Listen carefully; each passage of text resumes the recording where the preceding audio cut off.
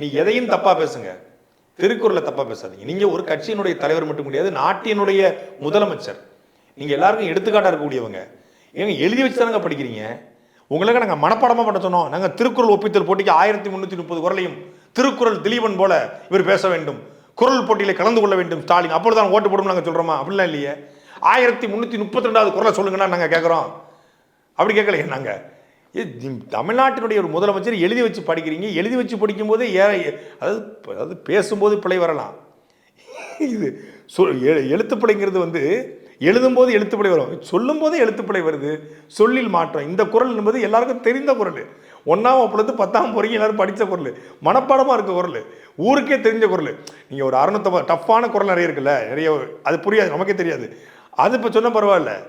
இது எல்லாருக்கும் தெரிந்த குறளை கூட தப்பு தப்பாக ஒருத்தர் சொல்கிறாரு அப்படின்னா அவர் என்ன நிலைமையில் இருக்கார் அப்படின்னு புரியுது. அப்போ அவரை நீங்கள் வச்சுக்கிட்டு நீங்கள் வந்து அண்ணன் சீமானை கேள்விக்கிற அவர் கூட்டம் வரல, நான் சொல்கிறேன் ஸ்டாலின் வரல, ஸ்டாலின் வந்து அறிவிப்பு இல்லை, இந்த இடத்துல வந்து ஸ்டாலின் போய் நின்று பேசட்டும், அறிவிப்பே இல்லாமல் ஒரு இடத்துல போய் சீமான் நின்று பேசட்டும், யாருக்கு கூட்டம் வருது, யாருக்கு மக்கள் நிற்கிறான்னு பார்ப்போம். அப்போ தெரியும்ல சீமான் யாருக்கு கூட்டம் வருது அப்படிங்கிறத.